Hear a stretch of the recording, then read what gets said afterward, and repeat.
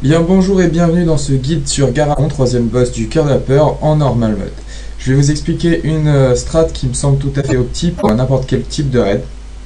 Vous voyez devant moi la map du raid avec le boss Garalon au milieu. Sur le côté droit, vous voyez la première personne qui prendra les phéromones, qui est un gros point vert. Ensuite, vous voyez les tanks. Je les ai matérialisés les deux par le même point bleu ciel.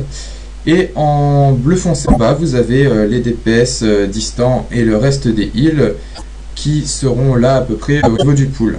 Je vous conseille aussi, pour que les phéromones soient, on va dire, bien optis et pas trop de difficultés, que ce soit les heals en priorité qui s'en occupent, comme ça ils peuvent s'auto-heal et c'est beaucoup plus simple, il n'y a pas de question de portée, etc. Donc voilà, pour le pool, la personne ayant les phéromones va s'avancer vers Garalon, lui fera au pire un petit dégât pour lancer bien le combat proprement, et prendra le debuff des phéromones. Ensuite, les tanks iront se placer devant le boss en fonction du cône qu'il fera, que je vais dessiner en bleu. Toc, toc, toc, toc, toc, voilà. C'est vite fait, mais c'est en gros ça. Et les cacs, qui eux ne peuvent pas donc DPS et distance, iront se placer derrière le boss. Sur toute cette rangée là, ils ont la possibilité et devront s'occuper en priorité de rentrer dans les bulles de buff pour avoir le buff crit et de taper les jambes du boss, tout simplement. Une fois les jambes terminées, ils restent à l'arrière et s'occupent du corps du boss. Les cacs devront donc en aucun cas se retrouver devant le boss ou s'occuper des passes avant. Les distants et les heals, une fois le pool accompli, pourront alors tranquillement se déplacer vers le point vert ici. Oh, il est noir, dommage. Vers ce point noir là, pour ensuite progressivement se placer dans cette situation-ci. Les bleus, en bleu, les distants et les heals se retrouveront au milieu de l'arène, auront ainsi donc apporté la majorité des personnes raid. En bleu ciel, nous retrouvons les tanks qui se prennent le cône du buff. En bleu derrière la flèche, vous voyez la personne ayant anciennement les phéromones, qui à 15 stacks appelle un DPS distant ou un heal, la deuxième personne à prendre les phéromones, qui ira donc se placer en faisant ce petit chemin là pour récupérer directement sur le trajet le phéromone de la personne.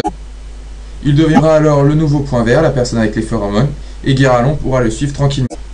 Je rappelle qu'à ce niveau-là, les cacs, vous serez au niveau du point orange, toujours à DPS les pattes, si elles ont pop à l'intérieur des faisceaux verts, et si elles n'ont pas pop, vous continuez à DPS le corps du boss, tout simplement.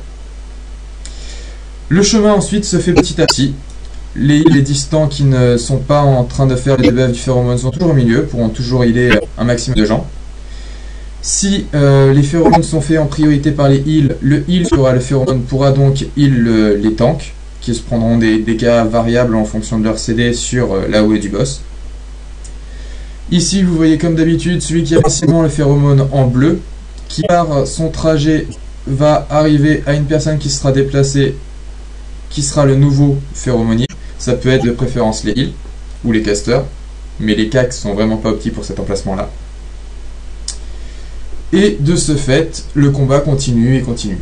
Et les cacs se retrouvent toujours au même endroit en arrière du boss, soit dans les ronds verts, soit, s'il n'y a pas les ronds verts, derrière le boss. Le but étant que jamais personne rentre dans le faisceau violet. Les distants, bien sûr, sont actuellement là sur le point bleu, mais le point bleu peut se déplacer, par exemple, ici, pour avoir plus facilement les pattes de devant, les pattes de derrière. Le but, c'est que les distances s'occupent majoritairement des pattes avant avec les tanks du boss Garalon, afin de ralentir. Et une fois les pattes avant terminées, il s'occupe du boss. A savoir qu'il faudrait au moins mettre un cac sur chaque patte arrière pour pouvoir les DPS tranquillement. Arrivé vers la fin du combat, la majorité de la map, comme vous voyez ici par la piste des phéromones, sera prise, en espérant que vous le tombiez avant que la totalité de la map se le prenne. Dans tous les cas, vous pouvez continuer le cercle en le rapprochant le plus possible du centre. Il faudra toujours que le boss et 2 personnes dans son cône actuel qui sera les tanks, sinon il obtient un buff qui fait bien mal. Comme d'habitude, lorsque l'ancien phéromonier arrive à 15 stacks, il appelle quelqu'un pour que le nouveau phéromonier arrive sur son chemin. L'ancien phéromonier passe tel un relais le buff du phéromone au nouveau. Il va ensuite retrouver ses amis distants et heal au centre de la salle, ou plus ou moins à côté, et continue le travail de dur labeur du phéromonier, tout simplement. Les cacs toujours à l'arrière s'occupent des pattes arrière en priorité sans entrer dans les phéromones, et les distants s'occupent des pattes que les cacs ne peuvent pas faire. Voilà, c'était la strat de Garalon que je trouvais plutôt sympa, que j'ai réussi à trouver après des longues, on va dire, journées de recherche. Et je pense que tout le monde peut facilement tomber ce boss avec cette strat là. Merci à tous et à bientôt.